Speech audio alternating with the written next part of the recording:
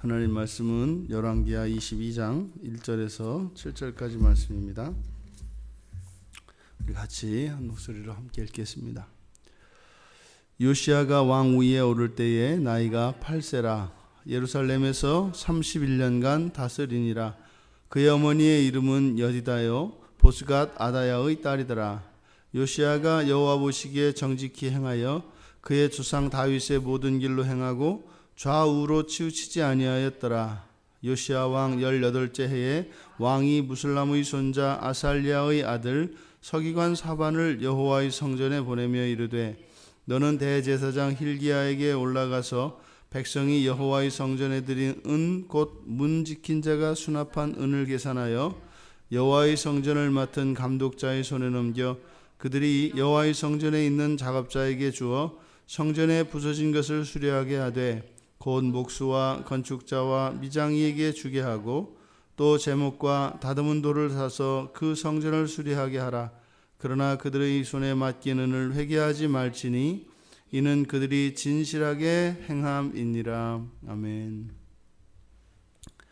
열왕기상 13장에서 남유다와 북이스라엘, 그러니까 이스라엘이 그 통일왕국에서 르호보암이 이끄는 남유다와 그리고 여로보암이 이끄는 북이스라엘, 이렇게 둘로 분열 왕국이 시작되었던 그때 당시에 열지파로 북이스라엘의 왕이 되었던 여로보암, 그가 남유다의 정통성에 대한 불안감을 가지고 있었지 않습니까? 그래서 이스라엘 백성들은 분열 왕국이 되었다 할지라도 그들이 섬기는 하나님은 여호와 하나님 한 분이셨기 때문에 1년에 한 번씩은 어찌하였든 성전에 가야 합니다. 그들이 여호와 하나님을 섬기는 한 그들은 여호와의 성전에 최소한 1년에 한 번은 나가야 되는 것이죠. 그래서 죄사함을 받아야 합니다. 여로보암에게 이제 그것이 문제가 되었고, 그래서 북이스라엘에 속했던 10지파의 사람들이 예루살렘 성전을 방문을 하게 되면 그들의 마음이 바뀌어서 남유다로 다시 돌아설까봐 그 염려가 있었죠. 그래서 북이스라엘에 예루살렘 성전을 대신하는 이제 산당을 짓게 됩니다. 그때 베델에 있던 산당에서 여로보암이 제사 드릴 때 유다에서 하나님의 사람, 그러니까 선지자 한 사람이 와서 그때 여로보암에게 예언을 했습니다. 바로 그 재단이 회파될 것이고, 또 그 재단에서 제사를 드렸던 제사장들, 그들이 이제 태워서 그 재가 거기에 뿌려질 것이다라고 하는 예언이 있었습니다.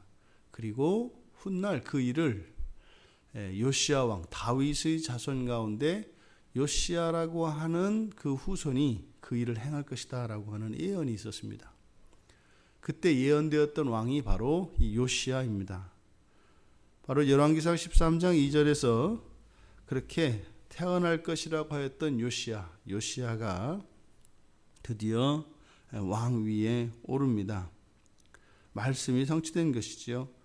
근데 지금 여기 소개되고 있는 요시야의 어머니 여디다는 그 솔로몬이 가지고 있었던 이름 여디디야라고 하는 하나님이 사랑하는 자, 하나님의 사랑을 받는 자, 뭐 이렇게 해석되어지는 여디디야의 여성형 명사입니다. 그래서 똑같이 하나님 사랑을 받는 자 여디다, 그 여디다의 아들인 요시야로 소개가 됩니다. 요시야는 여호와 보시기에 정직히 행하여 다윗의 모든 길로 행했다.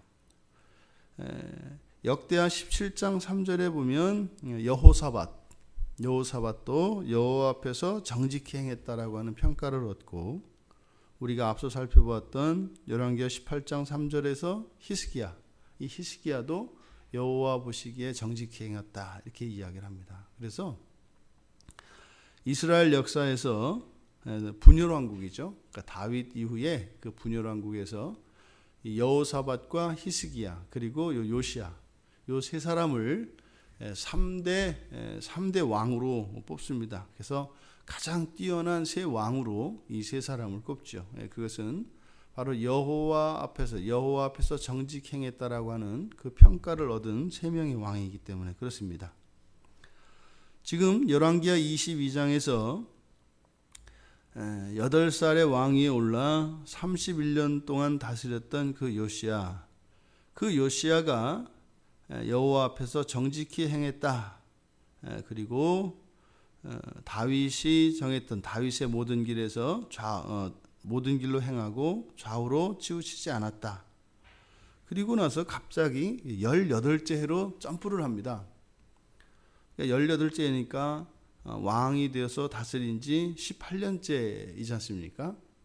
그러니까 지금 앞에서 그러면 이 요시야가 그렇게 이스라엘 사람들부터 3대 성군 중에 한 사람으로 꼽히는 사람인데 17년간은 무엇을 했겠는가?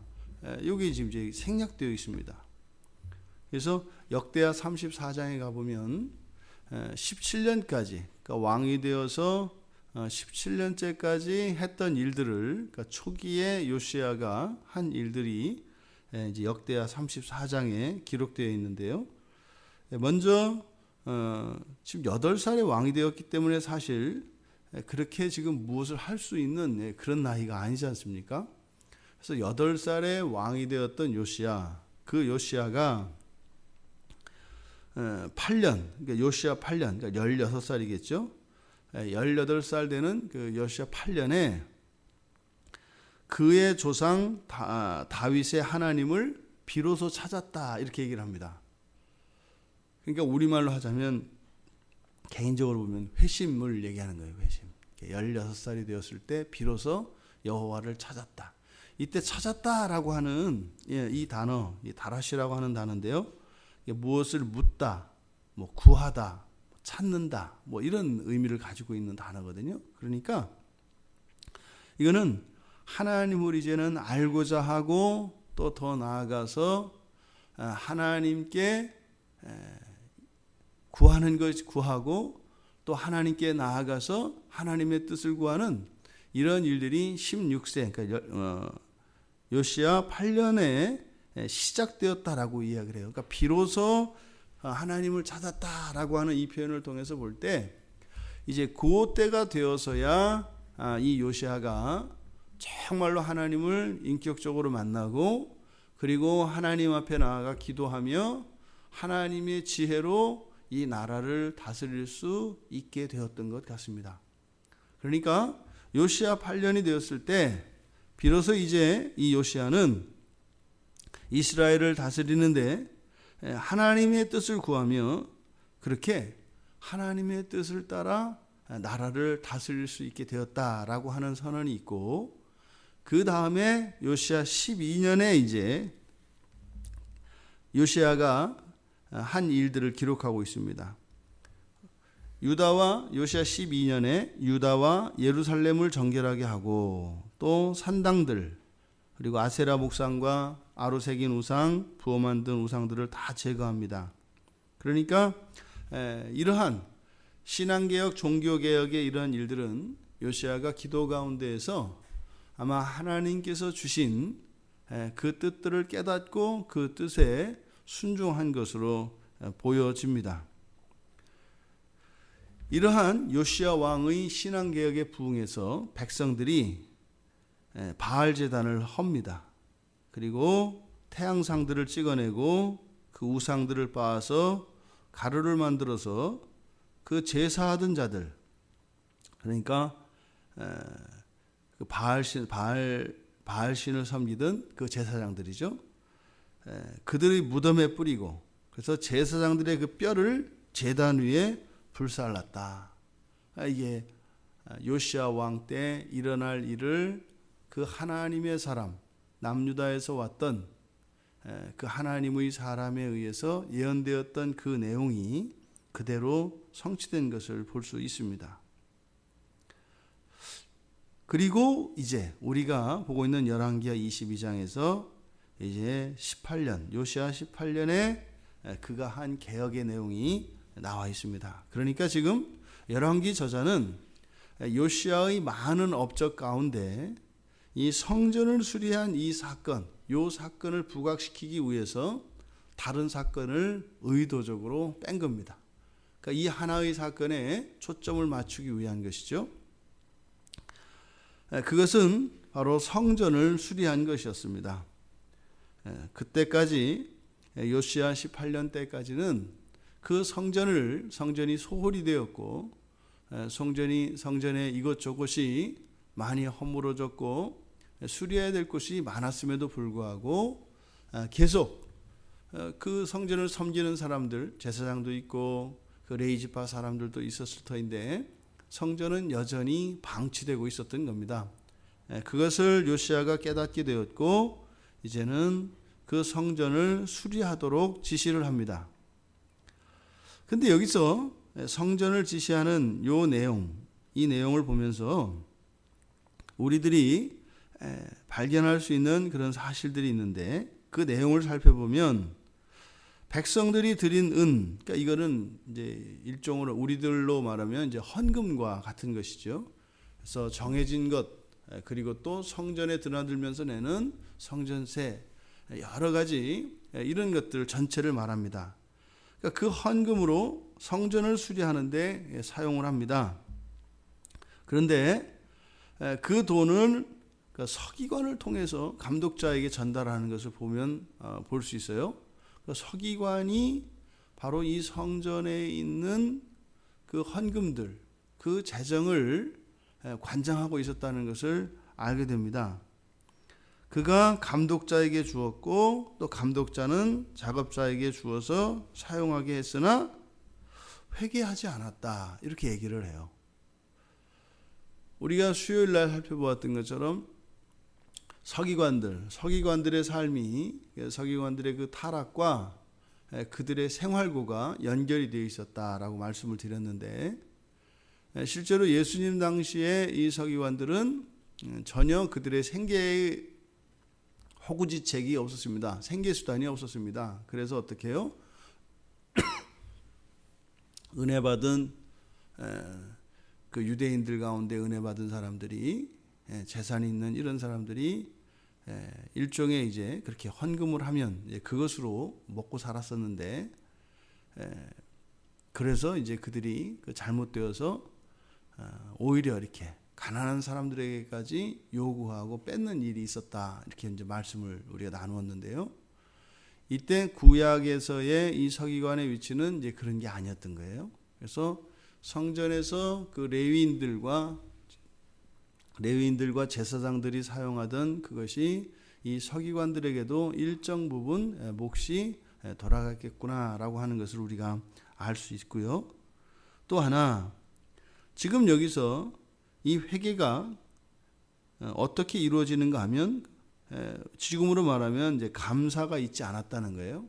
그래서 그냥 주면 그것을 알아서 그 사람들이 사용했다는 겁니다. 그러니까 이때 당시에 이 레위인과 성전을 돌보는 감독자나 지금 이 일을 맡고 있는 사람들이나 모두 다 레위지파에 속한 사람들이지 않습니까?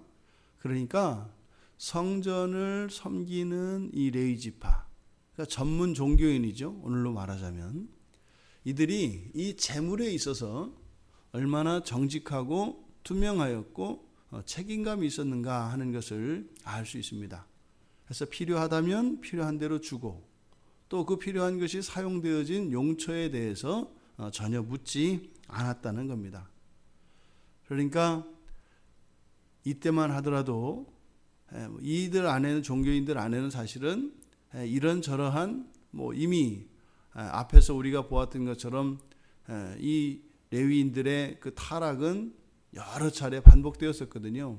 그런데 이 요시야 왕이 이렇게 종교개혁을 하고 나서 앞서서 말씀드렸던 것처럼 백성들이 자발적으로 왕의 그러한 신앙개혁 의지에 같이 동참을 하면서 태양상들을 없애버리고 바알신당 그리고 바알신을 섬겼던 제사장들의 이런 시체의 뼈를 뿌리는 이런 일들이 일어났었던 것처럼 성전을 돌보던 이 레위 사람들의 마음속에도 굉장한 변화가 일어났던 겁니다. 이것이 우리가 흔히 말하는 요시야 부흥, 요시야 개혁의 서막을 알리고 있습니다. 무엇이요? 성전 수리가요. 이 성전 수리를 시작으로 해서 드디어 그 요시야의 개혁, 이스라엘 역사에서 가장 위대한 그런 개혁 중에 하나인 그 개혁이 시작되어집니다.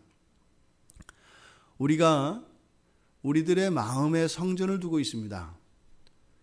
예수 그리스도께서 십자가에서 대속하여서 구원하여 주신 이 신약 시대를 살아가는 우리들은 성전을 우리의 마음에 모시고 살아갑니다. 우리들의 마음을 돌보는 일, 이것이 구약에서는 성전을 돌보는 일에 해당됩니다.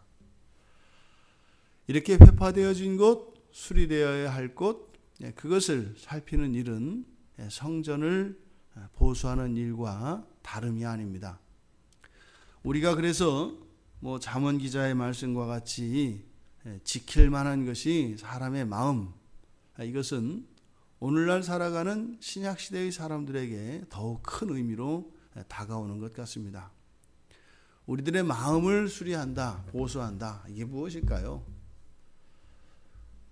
우리들의 삶의 중심이 하나님께 서 있지 않고 또 우리들의 주권이 하나님께 이양되어 있지 않으며 또한 우리들이 가지고 있는 이런 가치관들과 삶의 기준들, 이런 것을 성경으로 바꾸는 것, 이것이 우리들의 성전을 보수하는 일이라고 하겠습니다.